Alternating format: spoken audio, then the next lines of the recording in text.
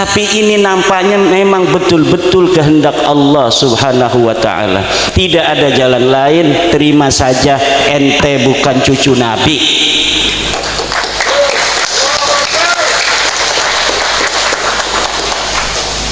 Terima saja. Kalau tidak terima, bahaya. Bahaya. Secara ilmu nasab sudah terbukti. Kula mempertegas, bilih masalah nasab niku ora penting dibakas. Perkara kula jenengan niku silsilahe munggah nganti tekan dia sembarang. Apa mesti nek nasabe apik niku mesti wonge apik dereng tentu. Dadi bakas perkara nasab niku paling tidak keren. Teng lasem ngoten niku tabu membicarakan mengenai itu. Laras nggih, Gus Aziz Novian membahas mengenai nasab tidak keren. Emangnya siapa lu bakas-bakas masalah nasab? Oke. Sing penting pokoknya angger wonge apik ya apik. Pembahasan mengenai nasab niku pun mulai zaman 1000 tahun yang lalu niku menonton dan tidak pernah selesai, maka tidak perlu dipun bahas. Tujuan dari statement itu dikeluarkan itu diperuntukkan kepada siapa?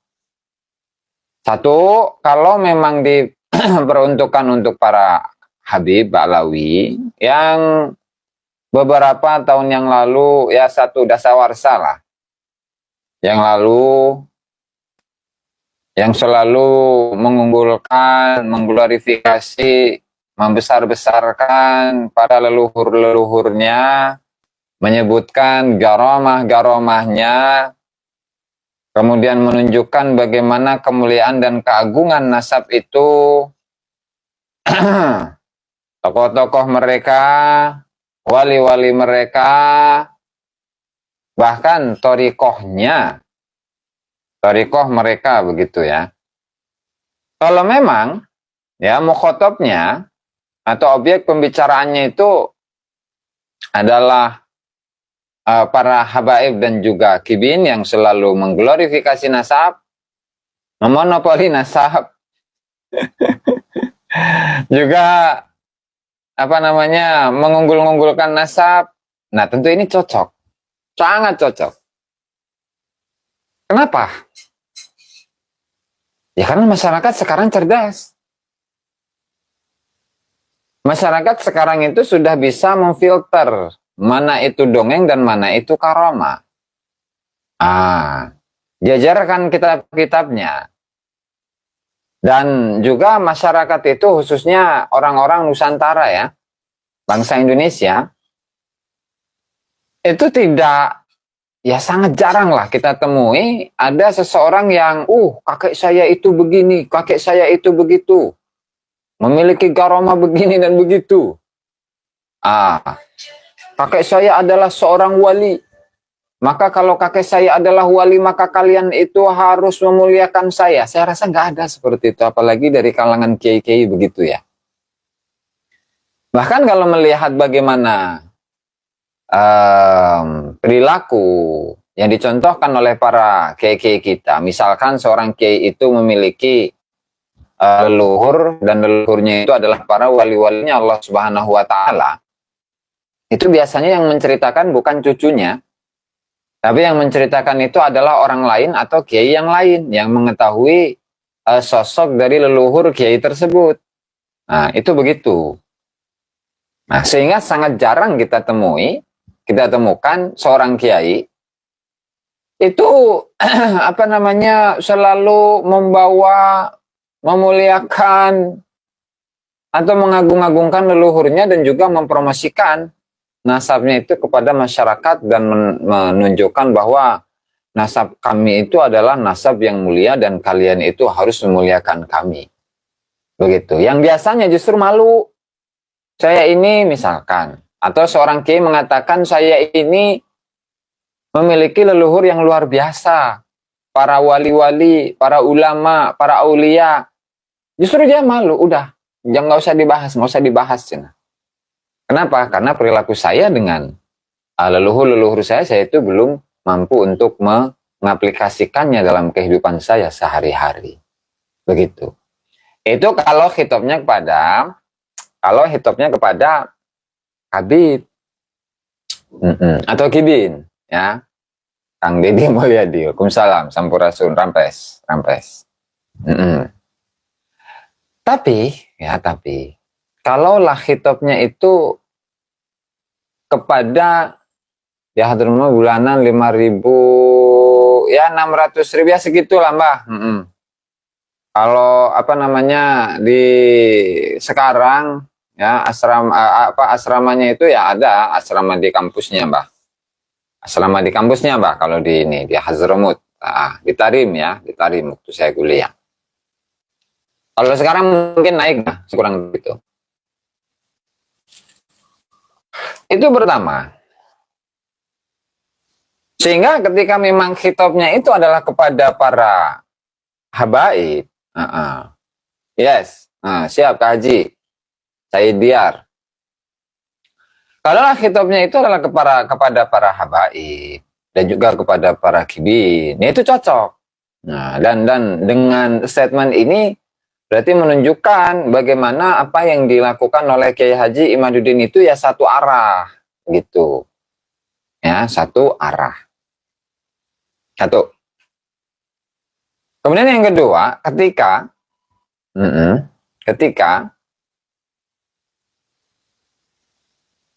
yang dimaksudkan atau khitabnya itu diarahkan kepada atau pembicaraannya ini diarahkan kepada para pendukung tesis Kiai Haji Imaduddin Usman Al-Bantani yang memberikan penyadaran kepada masyarakat, meluruskan sejarah.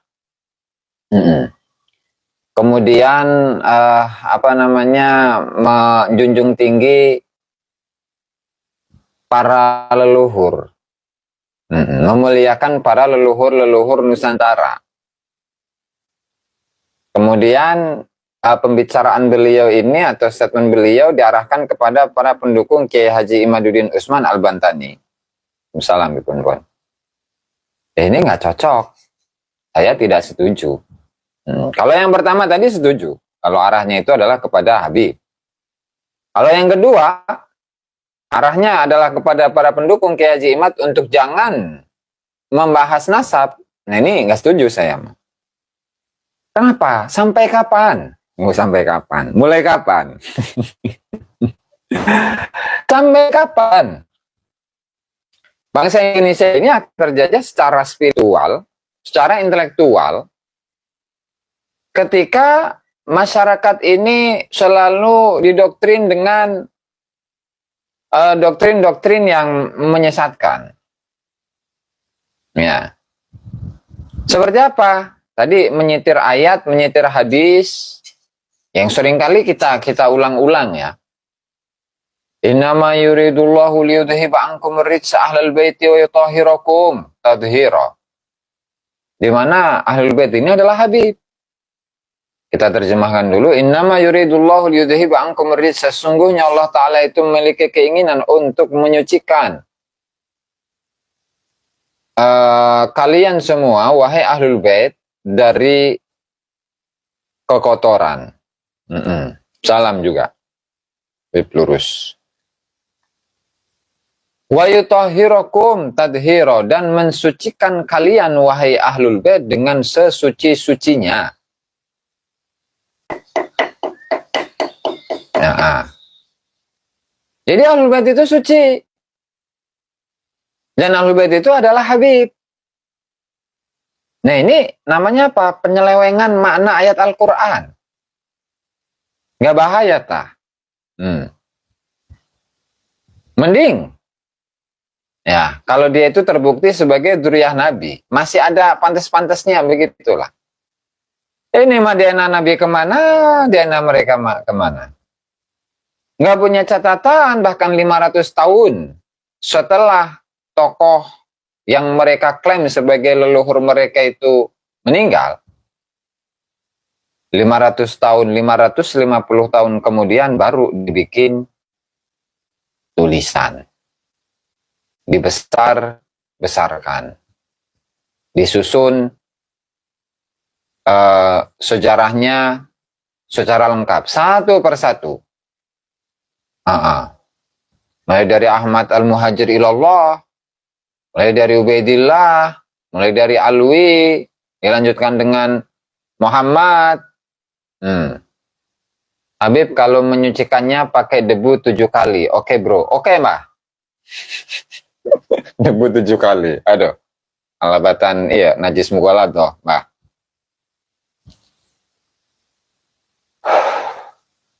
Belum lagi mana hadis. Inni tarikun fikum saqalaini ma in tamassaktum bihima lan tadillu ba'di abada. Kitab Allah wa itrati ahla baiti.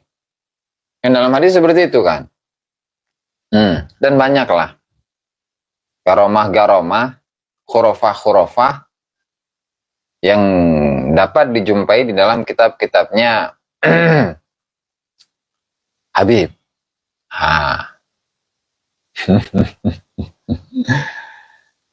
Sehingga tadi ketika memang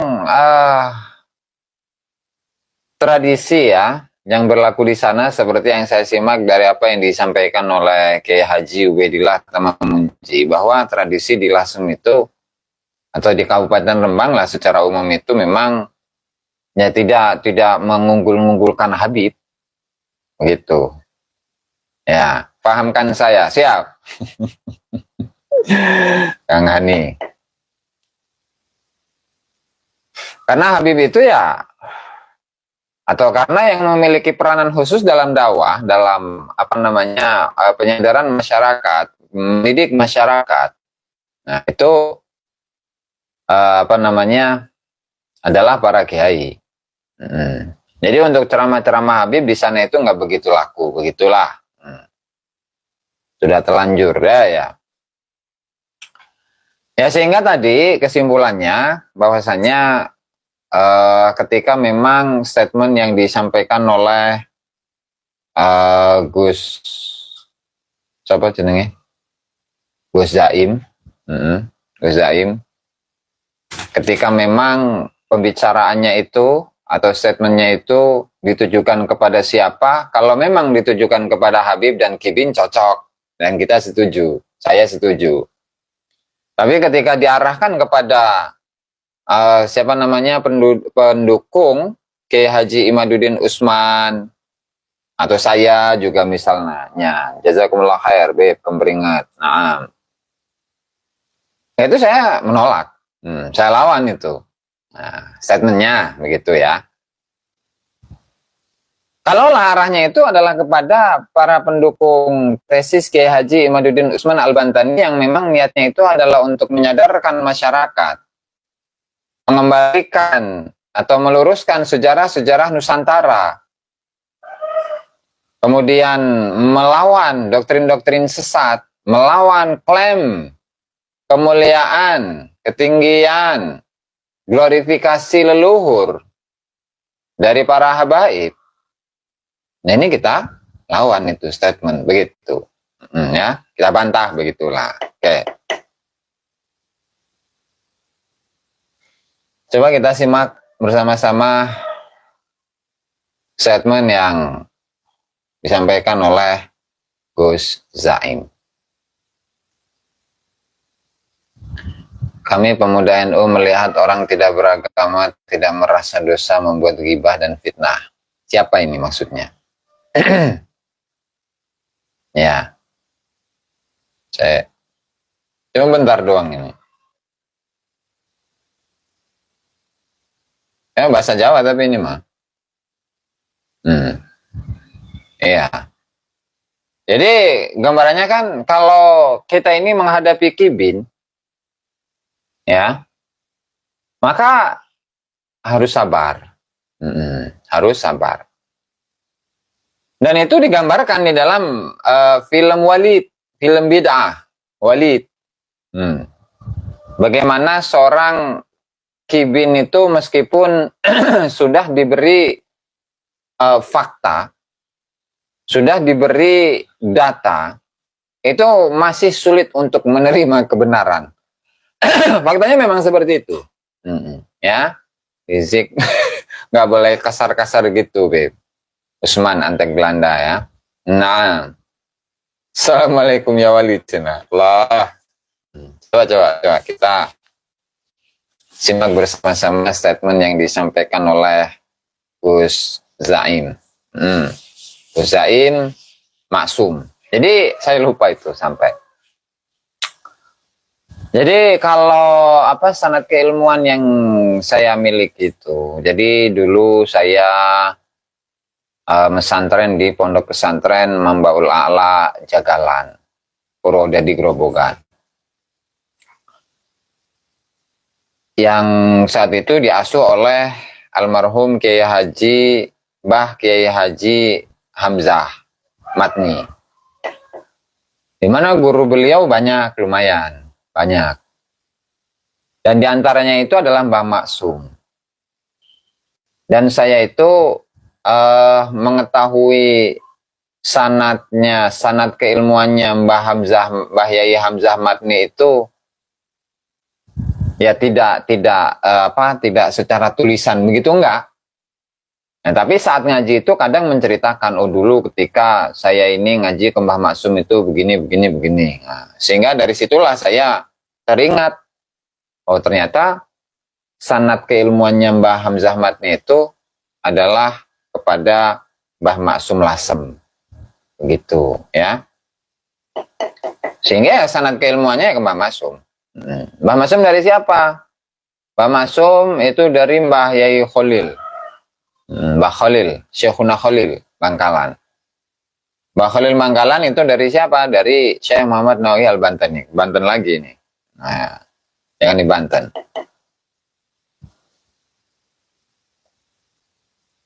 Oke, kita simak ya statement yang disampaikan oleh beliau ini.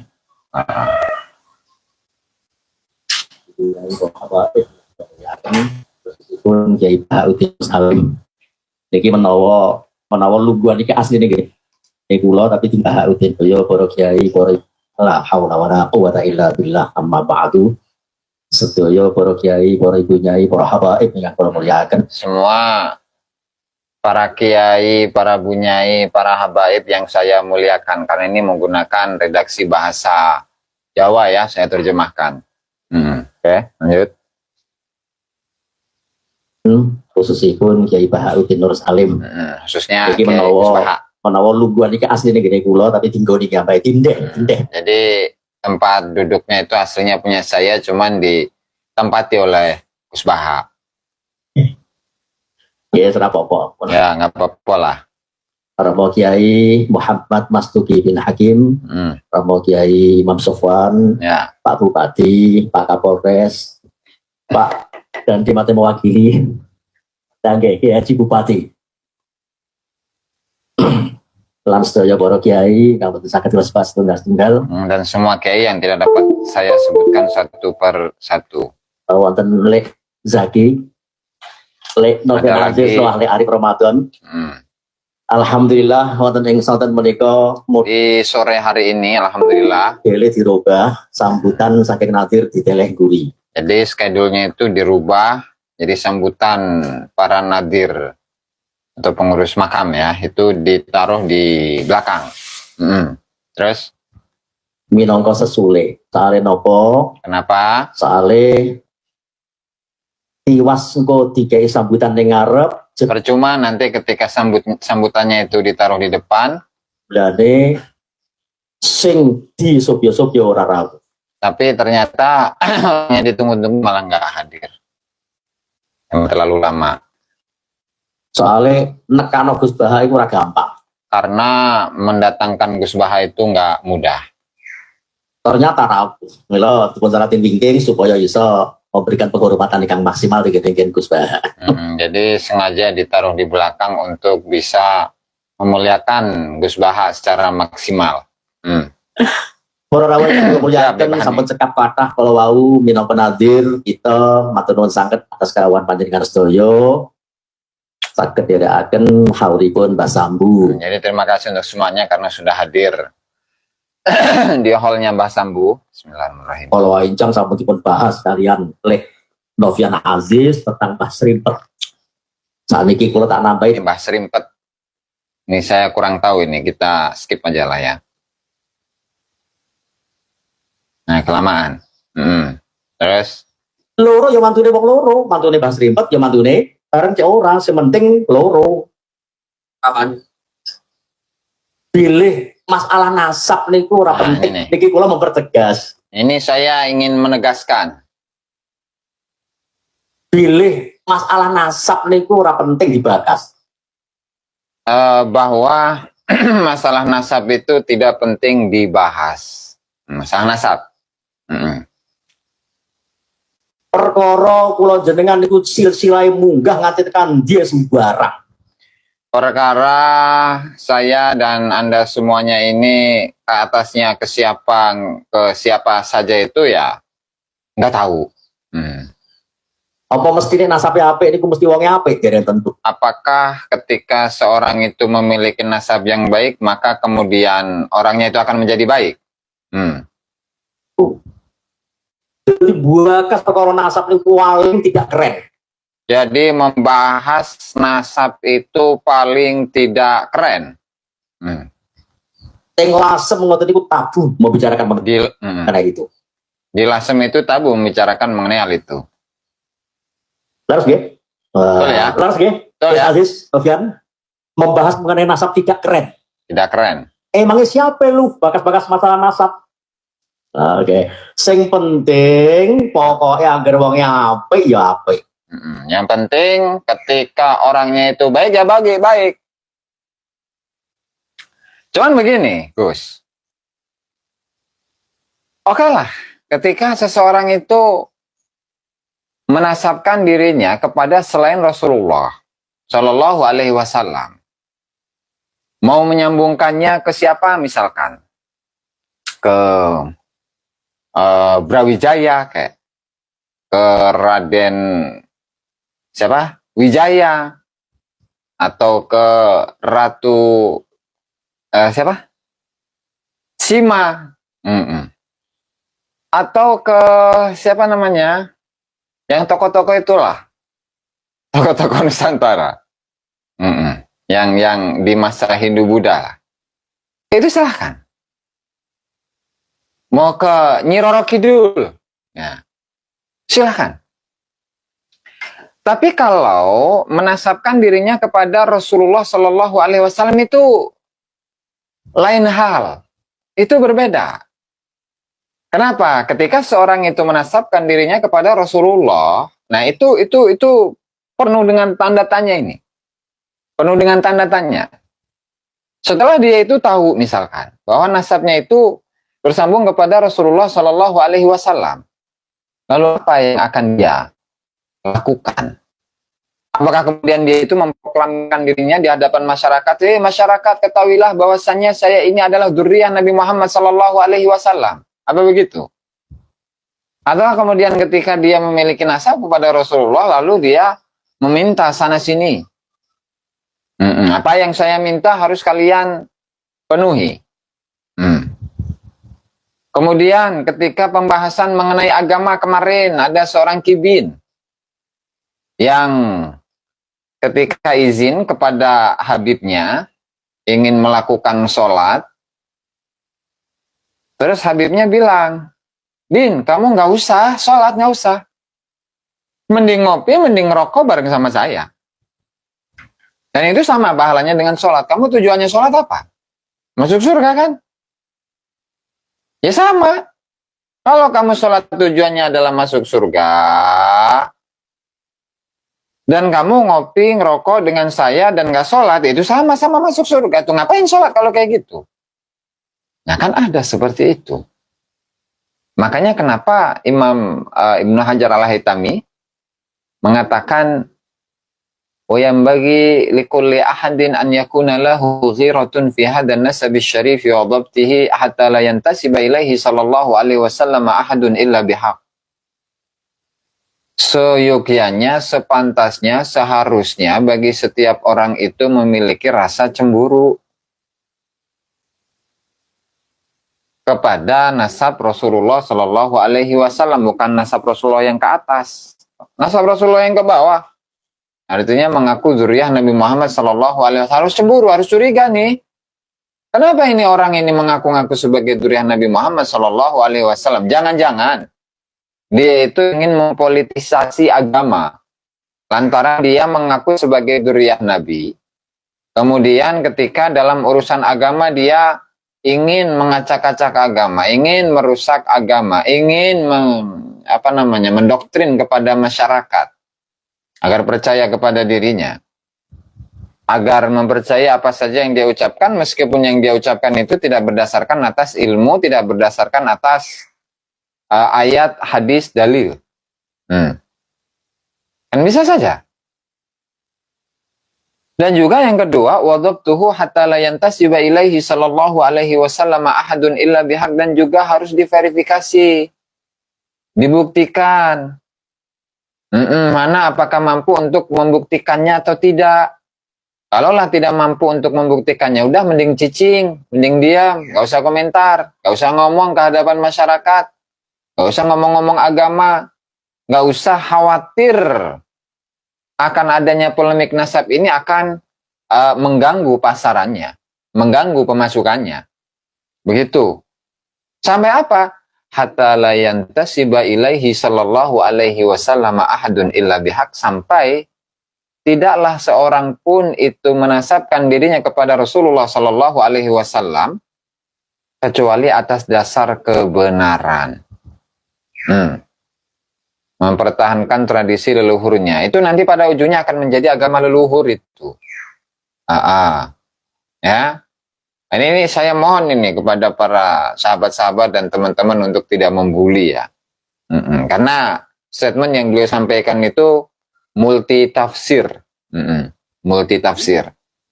Oke. Sehingga meskipun misalkan orangnya baik, kelihatannya baik, tapi ketika sudah ada pembuktian bahwa dirinya ini bukanlah keturunan Nabi Muhammad Shallallahu Alaihi Wasallam melalui haplogrup G dan tidak memiliki catatan nasab kepada Rasulullah Shallallahu Alaihi Wasallam atau data sezaman, tapi orang yang kita anggap baik ini tetap meyakini dirinya sebagai dzurriyyah Rasulullah dan menyampaikan di hadapan masyarakat. Itu baik dari mana? Sementara dalam hadis itu manintasaba ila ghairi abihi fal jannatu alaihi haram. Barang siapa yang menasabkan dirinya kepada selain bapaknya, kakeknya atau leluhurnya itu bukan Rasulullah, tetapi dia ngaku-ngaku itu adalah Rasulullah, haram. Sehingga yang seperti itu mau baik dari mana? Bukan masalah yang penting baik, yang penting baik. Ketika, ketika tidak ada bukti bahwa dia itu bukan keturunan Rasulullah. Kalau sudah ada bukti gimana? Kalau sudah ada bukti gimana? Ya ilaha illallah Muhammad Rasulullah. Saya lebih percaya kepada Syekh Nawawi, Kiai Hasim daripada Gus Jazuli yang kurang ajar kepada gurunya sendiri. Ya bodoh amat, nggak peduli saya. Mau lebih percaya kepada statement itu kayak, mau nggak kayak yang namanya agama ya nggak seperti itu. Bukan taklid buta agama mah. Kalau dulu verifikasinya kan pakai catatan. Kalau sekarang verifikasinya pakai DNA. Ya. Kalau yang diaku-aku itu adalah bukan Rasulullah, oke silahkan. Bib Muhyiddin Gresik sehat selalu. Tapi kalau Rasulullah gimana nanti dulu? Makanya mau keturunan siapapun begitu ya. Kalau dia itu ngaku dzurriyyah Nabi Muhammad Sallallahu Alaihi Wasallam, ya buktikan saja melalui tes DNA sekarang. Simple sudah. Mau punya catatan selangit kayak, mau punya catatan banyak sekalipun kayak, mau ada data sezaman sekalipun kayak, kalau DNA-nya berbeda dengan DNA Nabi Muhammad atau keturunan Nabi Muhammad Sallallahu Alaihi Wasallam yang lainnya, itu bukan. Itu kalau saya simple seperti itu, saya mah. Ya. Karena apa? Karena DNA itu adalah catatan Allah yang ada dalam diri manusia yang nggak bisa dirubah-rubah. Begitu. Nah, ya, oke. Terus. Mengenai nasab ini pun mulai zaman 1000 tahun yang lalu ini menonton dan tidak pernah selesai, maka tidak perlu dibahas. Jadi permasalahan nasab sudah 1000 tahun yang lalu itu sudah ada pembahasannya. Dan tidak akan pernah selesai. Nah, sekali lagi tadi, kalaulah nasabnya itu tidak disambungkan kepada Rasulullah, oke, nggak masalah. Tapi kalau nasabnya disambungkan ke Rasulullah, nah ini beda soal. Tadi udah kita jelaskan ya. Nah, jadi bukan masalah apa namanya, bukan masalah khilafiyah. Kan kita juga pernah menyimak gitu, statement dari seorang Habib yang menyatakan ilmu nasab itu ilmu pasti. Kalaulah dia adalah keturunan Rasulullah, katakan keturunan Rasulullah. Kalau dia bukan keturunan Rasulullah, ya bukan keturunan Rasulullah, kan gampang. Namanya juga ilmu pasti. Tapi kenapa dia nak ditolak? Begitu. Tobat cena, ingin mati. Ingat mati. Kalau sampai sering ingat mati, pasti tobat saya jamin. Astaghfirullah wa atubu ilaih. Astaghfirullah wa atubu ilaih. Astaghfirullah wa atubu ilaih. Saya sudah tobat ya. Ya. Misal gitu, misal. Aku jadi cucunya Nabi Isa begitu. Itu silakan. Silakan. Ya, silakan.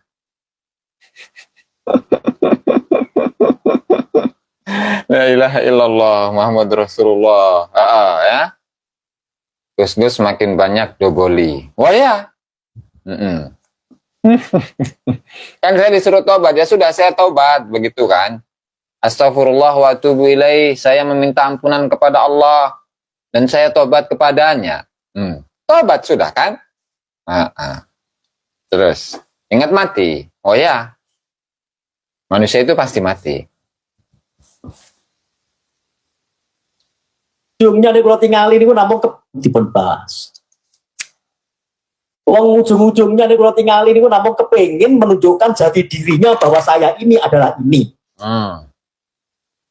Bahwa ujung-ujungnya itu adalah dia ingin menunjukkan jati dirinya bahwa saya ini adalah ini. Saya ini adalah keturunan Nabi. Begitu. Intinya kan itu. Ya. Intinya kan itu. Saya ini adalah keturunan Nabi.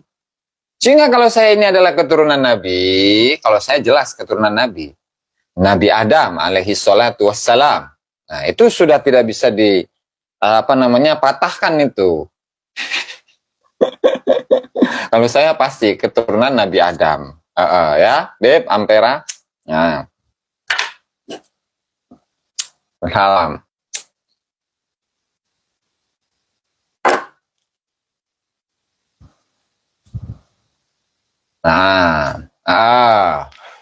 Betul. Justru dengan ingat mati berjuanglah untuk kebenaran. Nasab tak nyambung, jangan dikatakan nyambung. Itu benar. Ya. Muter. Gimana apa namanya?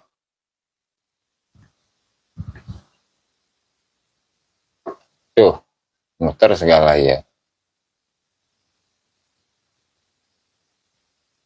Nah, aman ya. Oke. Ngaruh cina. Nah, ngopi siap Beb sebelum tidur, lurus bersih. Tas nasab minimal 1 generasi. Makanya kalau berbicara nasab saya begitu ya. Ya saya anak petani. Dan saya lebih bangga itu. Saya anak petani, orang tua saya capek ngurusin anak-anaknya, biaya anak-anaknya begitu.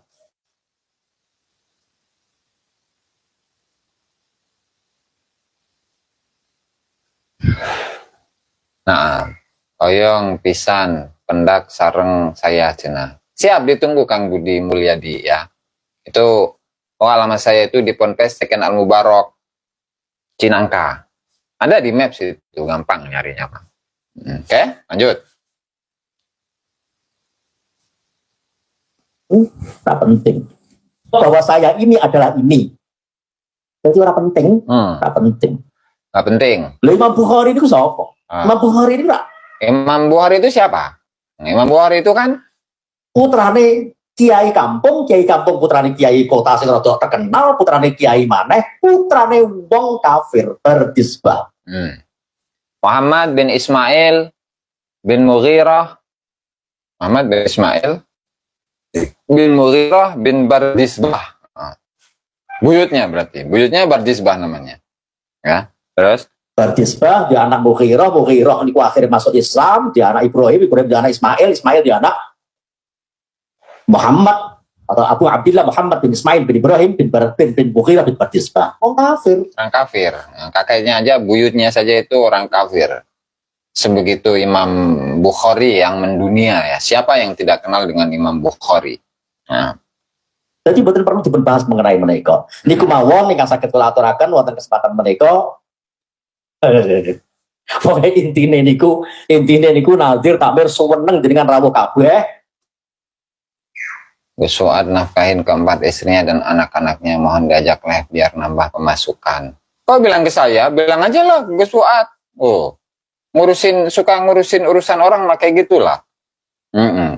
Pemasukan orang dibahas tuh. Nah kayak gitu tuh, kayak gitu. Aneh gitu, aneh. Ya ilaha illallah. Nah, Lan kula kandhani tak nasikati aja bakas-bakas mengenai nasab. saya kandani, saya nasihatin ya, saya kasih tahu. Jadi nggak usah bahas-bahas nasab. Ya, jangan bahas-bahas nasab. Saya kasih tahu tuh, saya nasihatin. Nah, Lho nggih. Sepakat nggih? Ate ana wong sing bakas mengenai nasab menawa ora wong lasem menawa. kalau ada